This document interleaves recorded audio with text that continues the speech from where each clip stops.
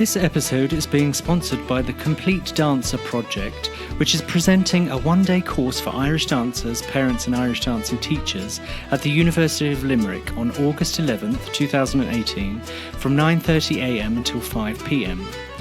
For more information, please visit facebook.com, The Complete Dancer Project.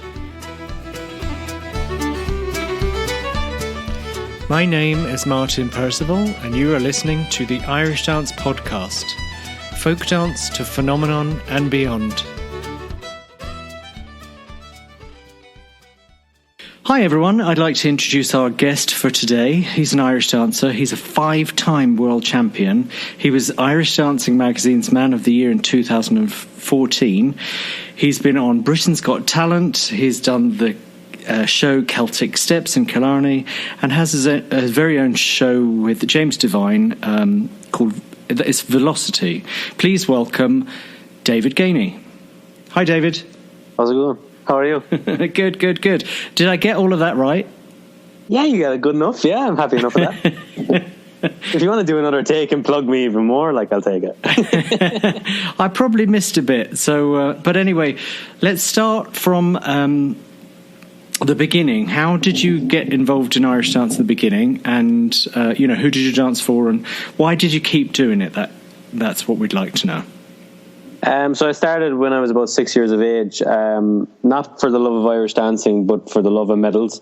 I saw my sister winning a medal at a local fest, and I wanted a medal, and the fastest way I could get a medal was start Irish dancing. So I started Irish dancing. It turned out to be pretty good at it. I kept it up. I used to do classes with school. I used to be kind of part of the curriculum in school here in Ireland. And then when I got to a level where I suppose I had the ability to take it further, my grandfather suggested I join Rincoin Reicta in Tralee in County Kerry. So I went to Rincoin Reicta, and I suppose at that stage I was completely head over heels in love with Irish dancing. And I won my first World Championships when I was 10, and I finished competing when I was 19. So I got a nice old stretch out of it. Yeah, you did, and you did very well. You had quite a tough age group, right? Yeah, geez, there was some iconic names. Main star Jig, Joe Bitter was my main competition for years. And then you had the likes of Owen Sherman and Connor Simpson. Connor's still going today. So. Yeah, it was a tough... I remember watching some of the competitions, and it was a tough old age group. I think it was... in a lot of people's minds, it was kind of at the forefront of choreography and where the steps were coming from. It was great. It was a really exciting competition to watch, and you won the world 5 times. And then, so why did you hang up your shoes competition wise? People always ask you, when do you know when to stop competing, and you just know, because you lose the drive and the competitive edge that you had for years. And I mean, when I did my second last Worlds was when I was at my peak. I was severely driven, I was self-motivated, and nobody's going to stop me. And then when I did my last one, I probably did it a year too long. I did the All-Scotland Championships, and Brian Perry Carrera absolutely hammered me. And rightly so, and because I'd lost my drive and determination, and he had gained that drive that I had a year earlier. And I suppose you just you don't want to go out and keep coming back and keep going down the list. You want to go out on a high. So I suppose I just had to pull it together for that one last Worlds and push through it. But I fell out of love with competition, and now I genuinely don't like going back to competitions at all. Oh, that's terrible. What is it about competition that you don't like? See, I love competition. I'm a fierce competitive person. I'd argue over a bowl of chips with someone. I'd argue over anything. I'm just so competitive. But I suppose just when I did a year too long, I just hated the scene that I was in, and I wanted to get out and do something else. My mind had shifted towards something else. My mind had shifted towards choreography that wouldn't be allowed in competition. I wanted to learn tap. I wanted to do shows. I wanted to do whatever I wanted to do, and I felt being in competition confined me to a space that I couldn't get out of. And I suppose I felt trapped in competition. I wanted to get out. I suppose every time I go back now, I get the memories of feeling trapped, and I want to get out of it.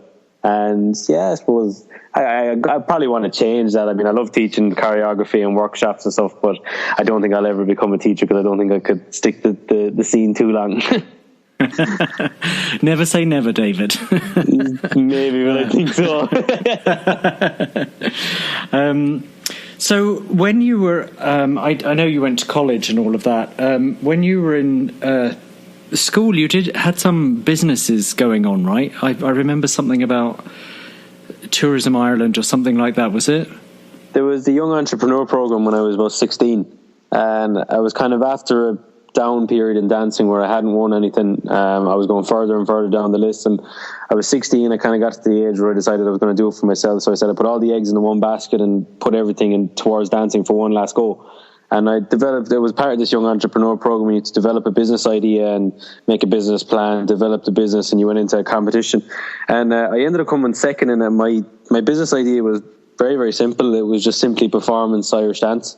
And it's something I've ended up developing on a much larger scale now today. So I suppose it was the feeder for my ideas when I was younger. But yeah, I did quite well in it. Yeah, no, that's absolutely fantastic. I remember reading about it and hearing about it and thinking, what a wonderful opportunity. So how do you think that being a competitive Irish dancer helped you in with that entrepreneur, just getting into that world? It's like competition. Irish dancing is the necessary evil. I heard someone said that before, and I totally agreed with it. It makes you grow up, and it makes you mature, and it puts you through so many different scenarios that you have to learn to deal with. And just the competition aspect alone, the ups and downs of Irish dancing, it makes you grow up and mature a lot faster than a lot of your own age would, say, if they played football at school. And I think that helped me get the edge in terms of my entrepreneur abilities, because I became independent. I could think for myself. I could react to situations, and I credit competitive dancing for that. And only for that would I be this person I am today. Yeah, well, that's brilliant. That's brilliant in itself. I'm a firm believer that Irish dance teaches us a lot of excellent life lessons.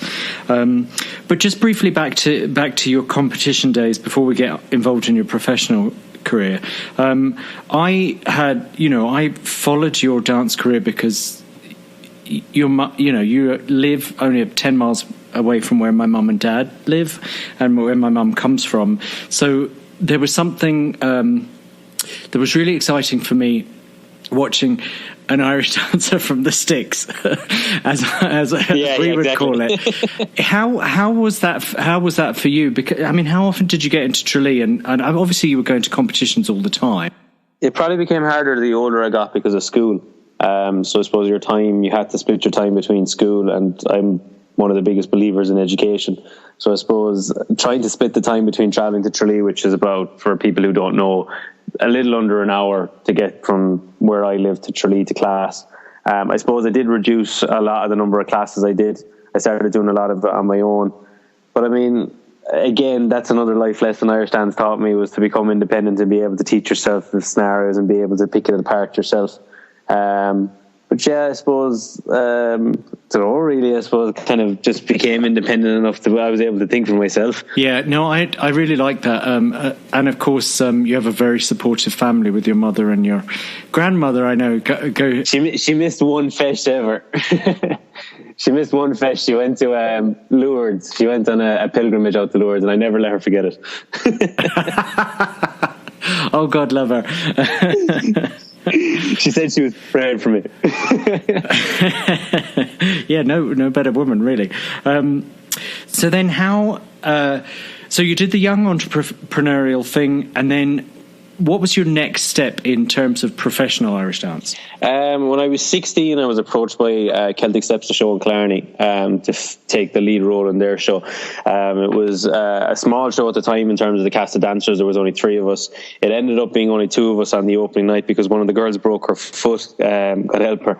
But it was kind of a huge part of my career because, again, it took me outside the realms of competition dancing, and it introduced me to the performance aspect, and it introduced me to the ideas of having to dance a cappella, and introduced me to having to perform to an audience rather than performing to a set of adjudicators.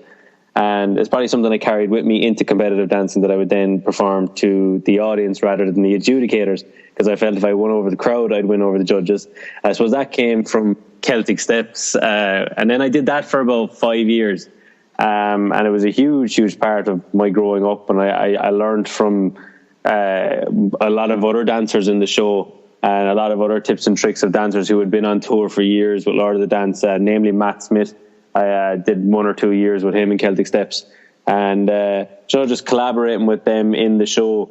Again, he had years of experience being the lead dancer in Lord of the Dance, and it helped me to grow up quickly and learn the tricks of the trade.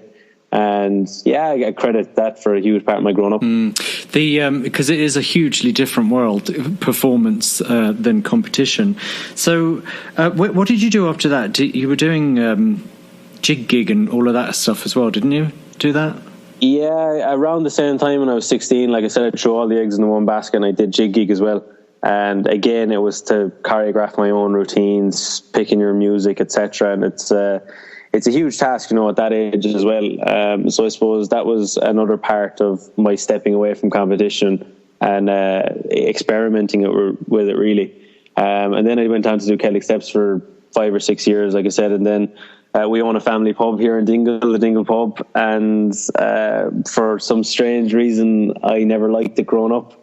And then I just took a shining to it 1 year, and I just wanted to start dancing in it. And now every night I'm performing to 5 or 6, or well, not 5 or 6, but maybe 200 or 300 people in the bar every night. And it's one of the best feelings in the world, especially with the pride attached to it. It's your own. Well, yeah, and fantastic for the local community. I mean, having a 5-time world champion right there on your doorstep must be wonderful. Do you get a lot of support from the community there? Absolutely, yeah, because I spent so many years in Killarney, and I suppose the Killarney community got behind it then because they were seeing their guests enjoying the show, and they were namely going back with my name to them, saying, we saw 5-time world champion David Geaney, etc.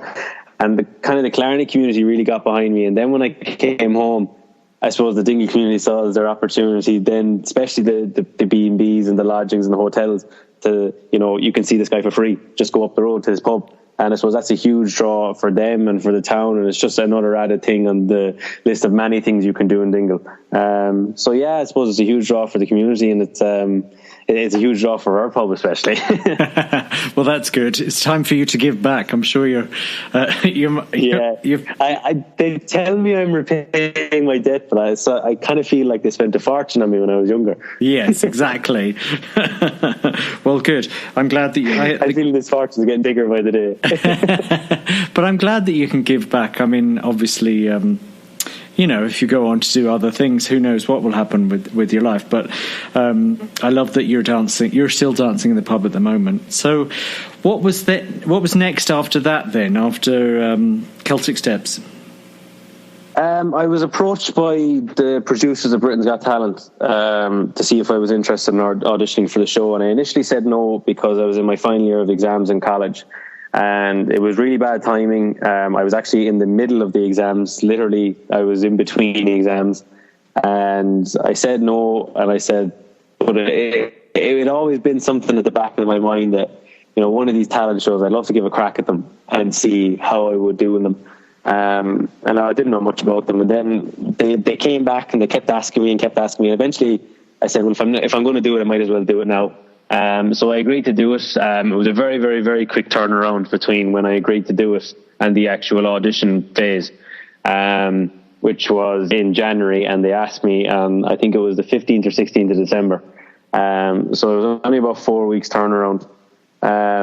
So I came up, I had this idea for ages to do with green screens and multiplication and stuff like that. And I'd always been messing around with these kind of, I suppose, video animation is my second love. I love messing around. I'm not very good at it, but I love messing around with it. But yeah, that was kind of my second love. So I kind of wanted to do that in the show if I was going to do it. And I wanted to do some sort of trad remix. Now what went on TV wasn't exactly mine. That's a story for another day. Yeah, I mean, it's a huge experience. I mean, it was the best thing I've ever done in my life. Because of the exposure it offered me. I would never get the exposure anywhere else other than on that TV show. It is the biggest talent show on this side of Europe.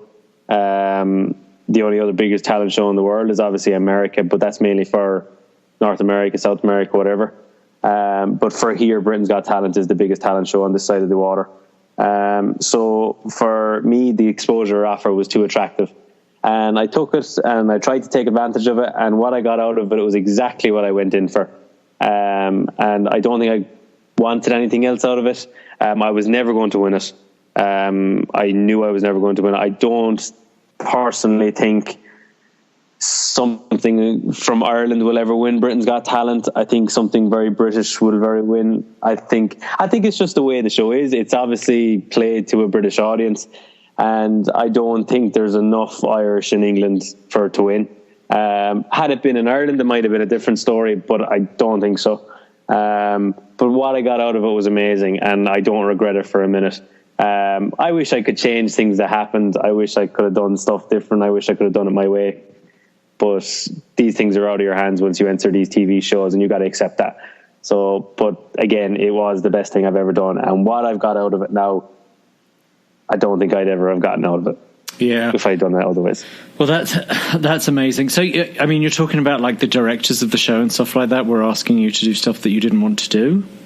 Yeah, I think anybody who's been involved in any TV shows or any productions of sorts, you always have a director or a producer, and they always have their own ideas. Now, they're in a position above you that they can tell you what to do. But I think when you're in that situation, you're more inclined to listen. I think I went into that show with a very open mind.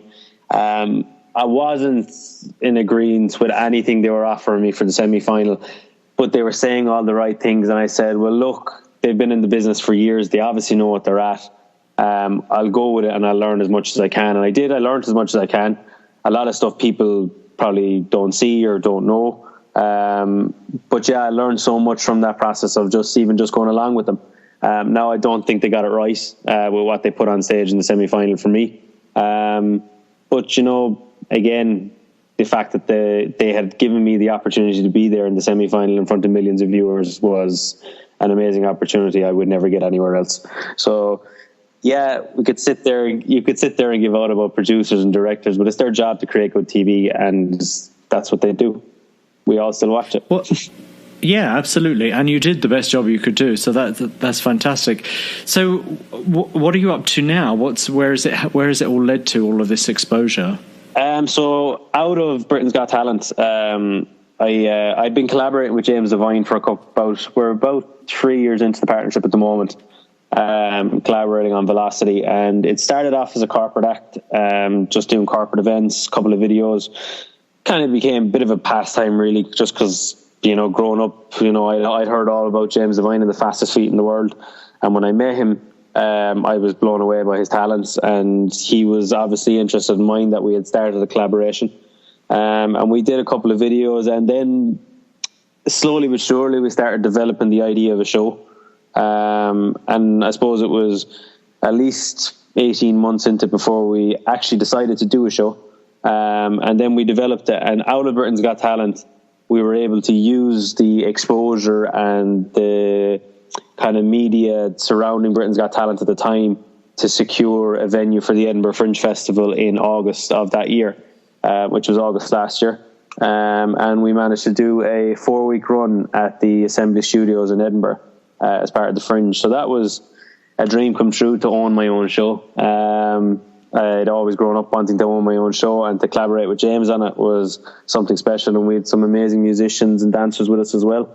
So that was amazing. Just to even get press reviews and to be reading about them in the paper the following day and stuff like that was a huge learning curve. I grew up an awful lot over there. We faced many difficulties because James's mother actually passed away just before the run, unfortunately, and he couldn't do a lot of the run. And then when he did come into the run, he actually injured himself at the worst possible time.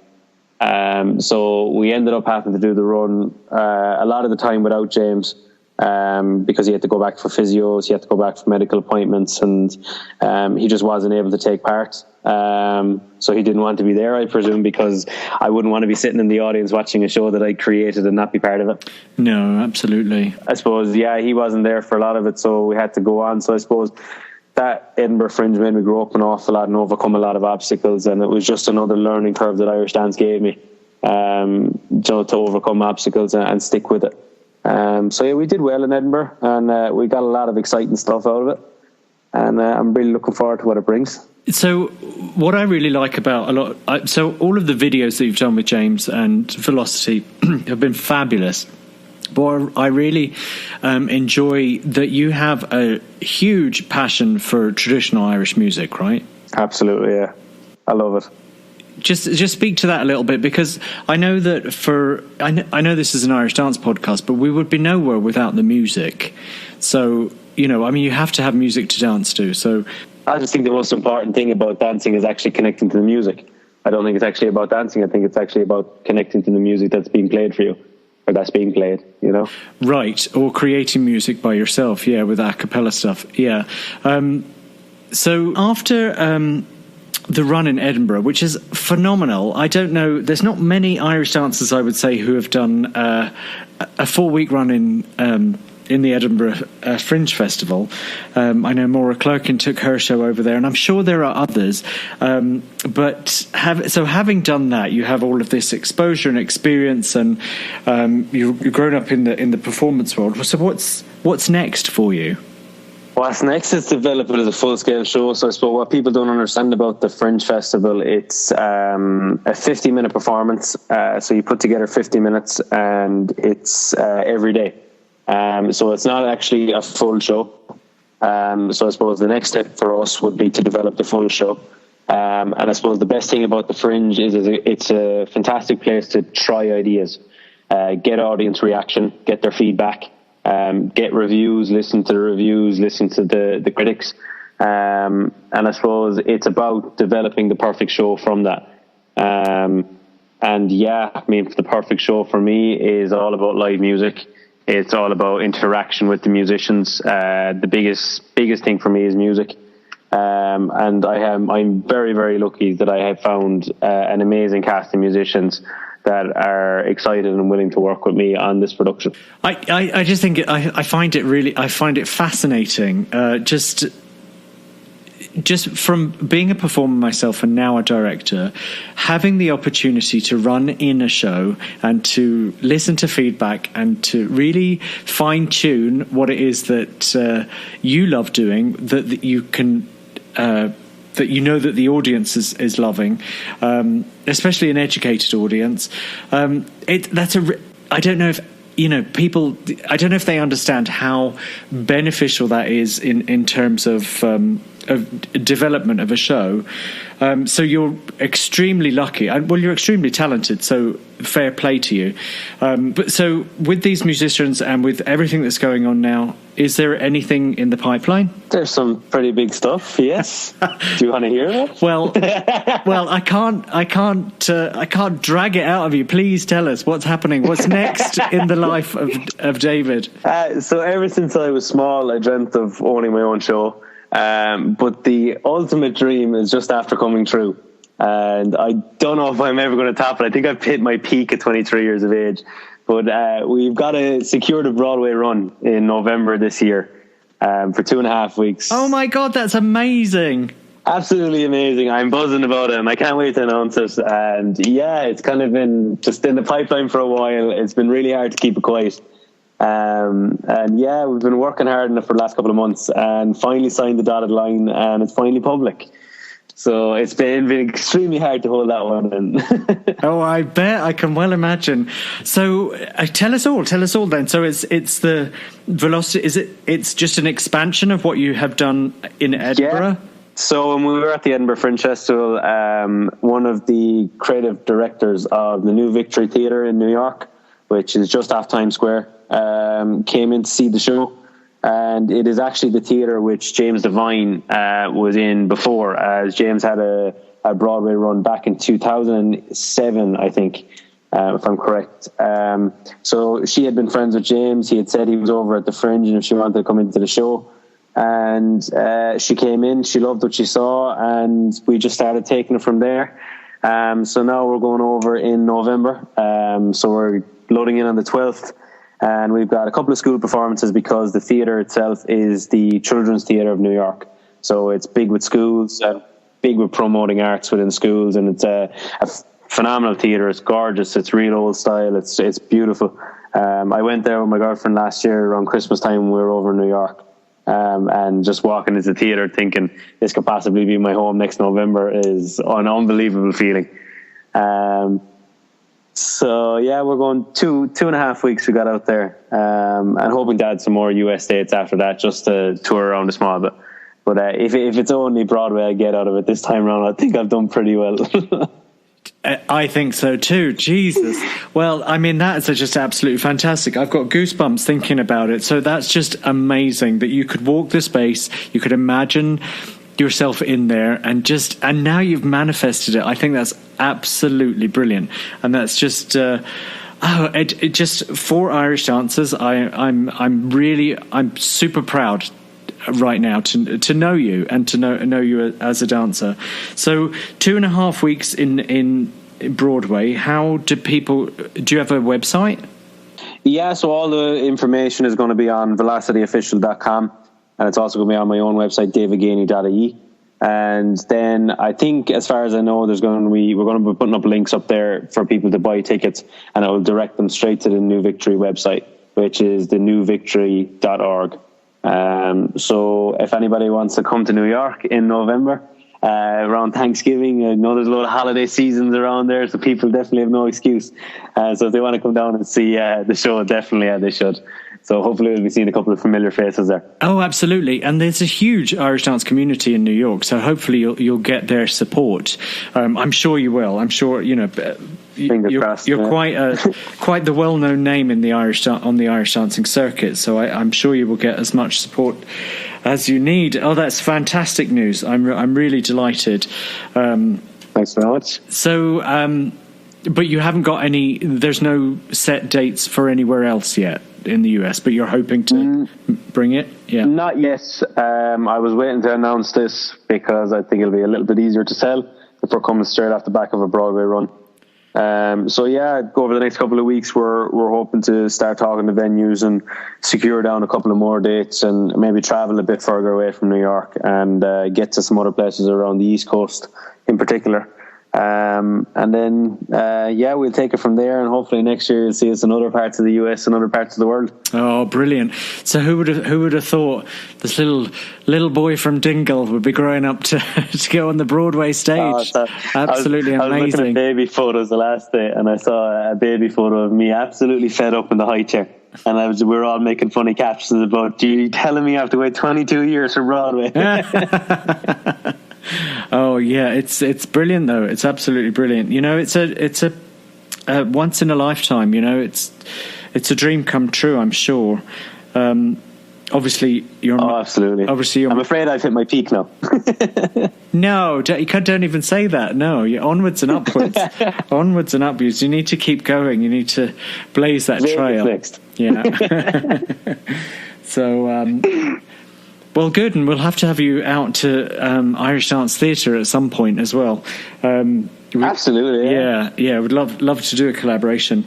So that's just amazing news, absolutely amazing news. So, what is it that you would? I don't know. Let's just talk to the Irish dance community at the moment, because obviously community is very important to you. Growing up and just keeping the love of traditional music and this, that, and the other. Why should the community support you, even though, other than the fact that you're a superstar? I don't even know that it's support me. I think it's just support everybody who tries to do something. I think it's support creativity. I think it's more about support people who think outside the box, because while it may seem to what a lot of people call purists and traditionalists that you're breaking away from the tradition, that you might be ruining it, you might be doing this, that, and whatever. All those years ago, people were allowed to experiment with Irish music and Irish dancing, and they were allowed to play it the way they wanted to play it. And I think none of us disrespect the old traditions. None of us disrespect what people done. I mean, it wouldn't be where it is today without them. But I think it's more about supporting people who are going to try and do something new. I mean, we have some brand new shows coming up, and I think support them. Maybe you don't like them. So I don't like some, but you still support them, because if you don't experiment with an art, it's going to die. And it's the same with Irish music and Irish dancing. If you don't support people trying something, then it's never going to grow. It's never going to be accepted by a wider audience. And I think allow it to happen, and always respect the tradition, always incorporate the tradition. There's nothing wrong with the tradition. It's obviously perfectly good that it's been kept alive this long. But I suppose not so much about supporting me, but support creativity and support anybody who's willing to give anything a go. Yeah, very wise words there, David. I love all of what you just said. I think it's incredibly important for our community to support anything that happens. We were luckily and quite thankfully we were thrust onto the world stage with Riverdance, and we just need to continue the journey, so we're in a unique position right now, so it's good to keep progressing. It's good to it's just, I just think in terms of dance in general, we're on the world stage, we're on the map, so we need to keep bringing it. So how do you think that as an Irish dance community we could do more to just legitimise our Irish dance as a dance form, amongst other dances and other dance forms? This may be controversial. Oh, I love it. I just find Irish dancing a bit too close to the outside world in terms of the competitive side. I mean, we're able to sit down and watch the Olympics. We're able to sit down and watch the World Cup. We're able to sit down and watch the Oireachtas, which is Sean-nós dancing, and we're able to watch it on TV. And there's a TV program about it. And I feel if Irish dancing wants to, I feel sometimes people have this diddly eye perspective, Shirley Temple wigs, loads of makeup and fake tan, because of the types of programs that are produced. Whereas I think there could be a TV program produced that actually shows the hard work and dedication that goes behind Irish dance, that shows that it's not just a hobby, it's a sport, and it's on the level of training that Olympians train. And I feel instead of let's showcase a load of wigs and a load of makeup and a load of fake tan and a load of sparkle and glitter, let's actually show the talent. And sometimes I find their opportunity is there. I mean, they took a step in the right direction when they released the DVDs of the set dances, but nobody was allowed to buy it, only the actual dancer. Now, I can see the argument where people are like, well, someone's going to steal my choreography, well, somebody's going to steal this, they're just going to buy it and steal it, etc., etc. But does that not push you to a boundary of coming up with something new? Does it not make you think of something else? Does it not stop this thing of having the same set dance for 5 years and just perfecting it and doing the same thing over and over and not progressing the Irish dance? If there was a TV program, say, for example, that went and actually showed the hard work and dedication behind it and didn't actually edit in all the wigs and make this the highlight of the program, and actually showcased all dancers and we could all watch it like we watched the Oireachtas, the World Cup and the Olympics, then a wider audience would actually begin to appreciate it rather than just downgrade it for the Shirley Temple wigs and think that they have prejudiciously just slapped the tag on it. Now, it's controversial. It would mean a lot of talking, and I know there's a lot of arguments that would be for against it, and there's a lot of things I would be against it if I was in competition too. But I suppose we've so many incredible dancers on the world stage that nobody sees. And while only some of them end up going out and joining shows, a lot of them end up in office jobs and never dance again.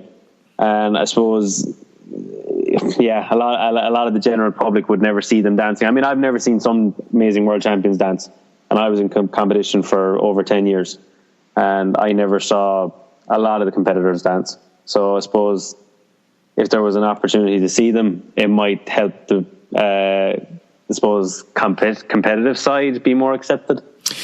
Yeah. I mean, that's a good question, man. Jesus, you're preaching to the converted here. I totally understand exactly what you're saying. I think we should open our doors far and wide to what we do, because talent, there are so many talented people involved in Irish dance, and we do need to share it with the world.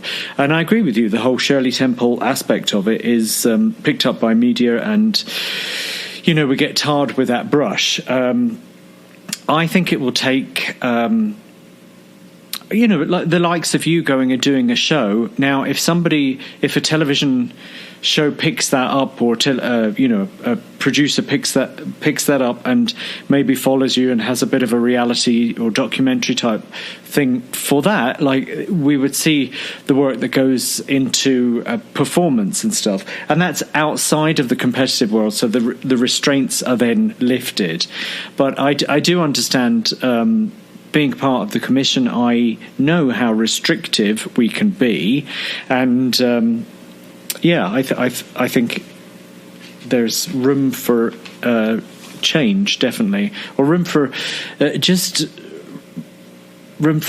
don't know, just encouragement of Irish dance on the world stage. So I agree with you. I think we should be leading the way and opening the doors and putting television cameras on us all the time. Of course, that comes with its own problems, I'm sure. Yeah, listen, it would lead to a lot of problems, and I'm sure it would lead to a lot of favoritism. It would bring up a big argument about politics, etc., and certain dancers being followed, certain dancers not getting the attention. Well, I just think something has to be done to open up the doors of Irish dance to the outside world in terms of TV, because we're able to watch every other sport in the world, and every other sport in the world is respected. And it's just we're tarred with a brush that we can't get rid of, and I don't think the only way we can get rid of it is if we show them the other side. Yeah, I mean, I just even think, even if you just take the senior men's and senior ladies competition and you just followed all the dancers from those, like it wouldn't affect, like, just being careful with having children on television and this, that and the other.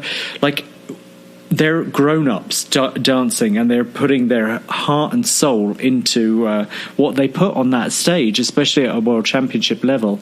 I think following all of them, and then of course you could, like, we're going to have our favourites, we're going to have our, that always happens, but I don't think it's necessarily a bad thing to highlight some of the politics that are involved in Irish dance, because I think some of that kind of leaves a bad taste in a lot of people's mouth as well. I mean, I've been involved in Irish dance for 40 years, and there are a lot of games being played. So how did you experience any of that yourself when you were competitive? Yeah, I'm not going to lie. I feel I did. And I'm sure a lot of dancers felt they did when I was around. I mean, it was a topic of conversation when your result didn't go your way. But I think it can be beaten. I'm a firm believer of whether there's politics involved or not. If it is, it can be beaten. But the only way it can be beaten is if you don't give them an excuse, that you make them look like a fool for performing politics in a sense of dropping you. So I suppose it can be beaten, but it is a lot harder than, say, a fair game. But how do you introduce a fair game in the likes of Irish dancing? I don't know, because you're going to have someone qualified enough to judge it. And how do you have someone qualified to judge it who's not involved in the scene? So I don't know if it'll ever be removed. I don't think it ever can be removed. But maybe again, public involvement to some degree would help that. I don't know. Yeah, I understand what you're saying, and it is a subjective thing. When I judge, there's stuff I like and there's stuff I don't like. So there is a subjective element to it always, and we always need to remember that. Having said that, I personally think that every single adjudicator's results for every feis anywhere in the world should be published, and it's just so that it's always out there, and that there's some accountability in terms of what you do, how you perform as a judge. There is absolutely no continuing education for teachers or adjudicators, and so anyway, I won't get on a soapbox, but I just think that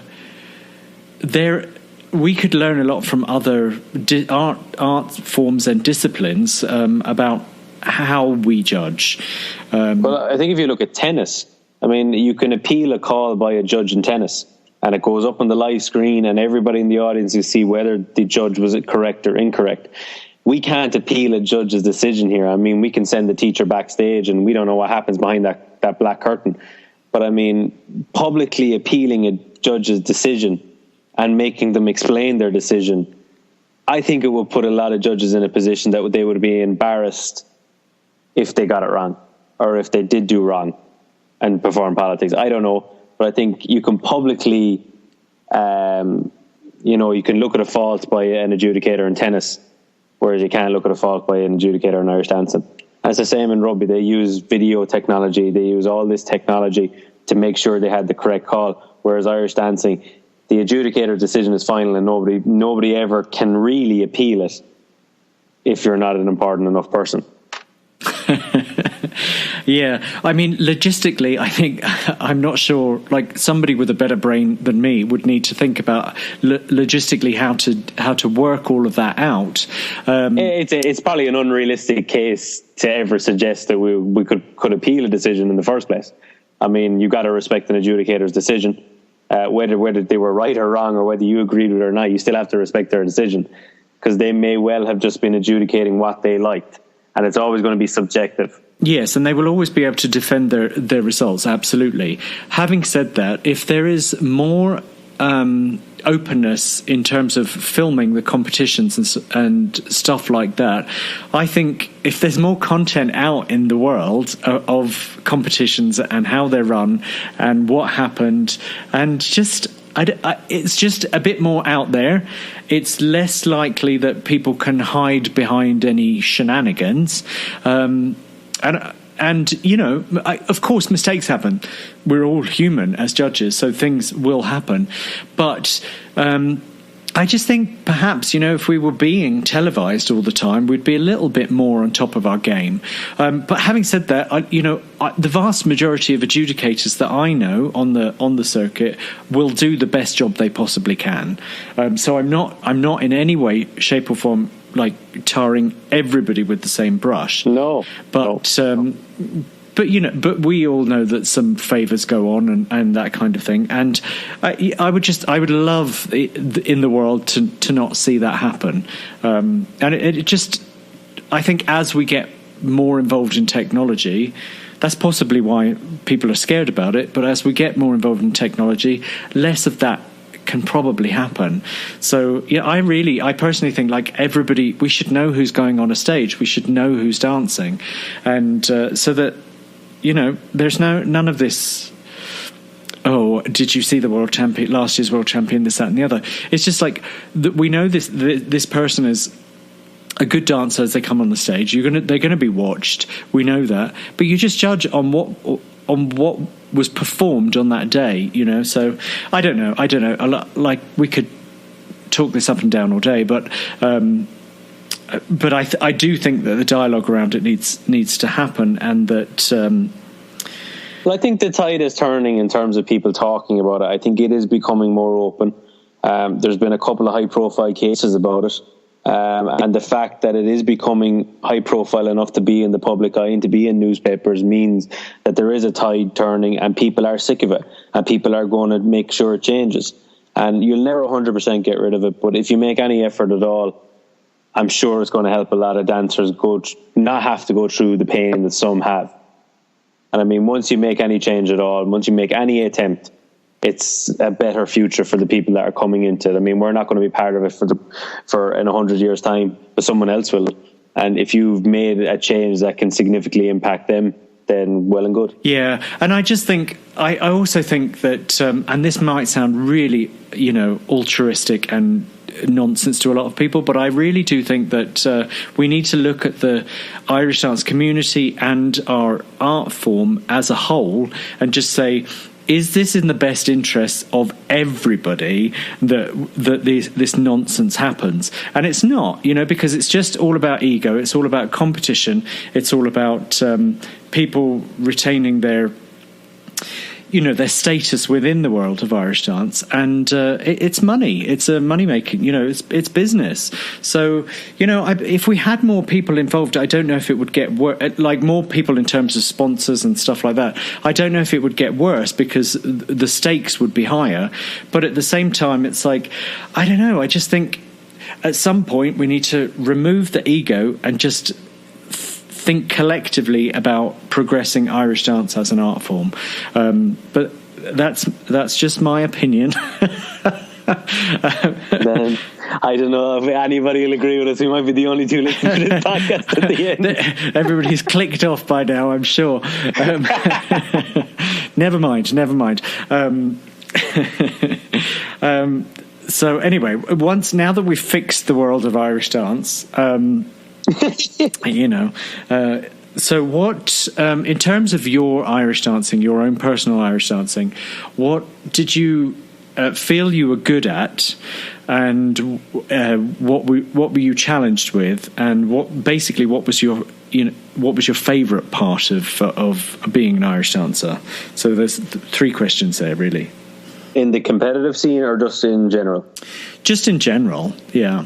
I suppose outside of the competitive scene, I enjoy a cappellas. I enjoy incorporating the crowd into my a cappellas, trying to draw the audience in and have fun with them. What I felt I was good at when I was in competition, I was always good at creating choreography. As I got older, I wasn't when I was younger. I was always quite good at that. I was very challenged with the light dancing. I hated reels with the passion. I never liked them because I always preferred rhythm. Rhythm is my one true love. It could be someone playing the drum. It could be someone hitting the guitar, making a rhythm in the middle of a riff. It could be anything to do with rhythm. And I'm drawn in. I turn my head straight away. So I suppose I was always drawn to rhythm. And I think I've good rhythm. So phenomenal rhythm. I would always. Yeah. I think it was always rhythm was my strong point. What else were you asking? No, that's it. I think all of that's amazing and fantastic. There was something I was going to ask when you were talking about. Oh yeah, so in your show, is there any light shoe dancing? My girlfriend is in the show, Anne-Marie, and she will be doing light shoe dancing. But I can guarantee but not from you yourself. will not be seeing me do light dancing. Yeah, now that you've hung up those shoes, right? Yeah, the day I finished the last Worlds in London in 2014, I don't think I even brought home the light shoes. I think I left them in the venue. Yeah, I made sure they were not coming home with me. Oh, that's funny. Let's just get to the where's my sheet? Sorry, the rapid fire section. I love this.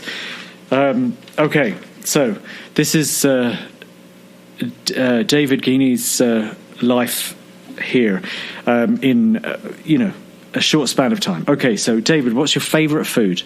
Pasta. By itself, with anything? Anything. I love Italian food. So pasta, pizza. Not very good for me, but yeah, I love pasta and pizza and all that kind of stuff. River dance or Lord of the Dance? River dance. Best piece of advice you've ever been given? Best piece of advice. If you're a second late, you might as well be a year late. Very good. Is there a book that you've read that's changed your life? I absolutely despise reading. Or a movie then that's changed your life, something inspirational. Inspirational movie. I love films, but to pick one. God, Martin, you could have warned me about these. I would have had the list made out in front of me. It's going to be my DVD that I'm making at the moment. Yeah, brilliant. I love it. Okay. Yeah, that's going to be inspirational for a lot of dancers, I'm sure. Absolutely. Absolutely. Pineapple on pizza, yes or no? I don't see what the big deal is about it. Yes, I mean, I'd eat pineapple on pizza. I mean, again, I love pizza, so I mean, anything on it. I don't see the big deal. If you don't want pineapple on your pizza, don't have pineapple on your pizza. I know, but some people get really hot under the collar about that. They really do. It's like, calm down. Okay, so words of advice from David on to aspiring Irish dancers. Always believe in yourself, number one. Always listen to any advice you can get from anybody, be it your teacher, your parents, a friend, another dancer, or somebody in the professional Irish dancing world. And listen to any advice you can get, because you don't know when you're going to use it. I think believe in your own creativity. Don't be afraid to make mistakes. I made up my first set dance solely by myself when I was 14. And when I look back on it, I don't know how anybody let me up on stage with it. But I ended up making some amazing set dances at the end. So I think always believe in your creativity. You're never going to nail it the first time around. And don't think it comes easy. Nothing comes easy. Nothing whatsoever comes easy. You might be naturally capable. I was, but I lost 5 worlds because I had natural ability and I didn't work hard. You have to work hard. Nothing comes easy. I love that. That's great advice. Thank you, David.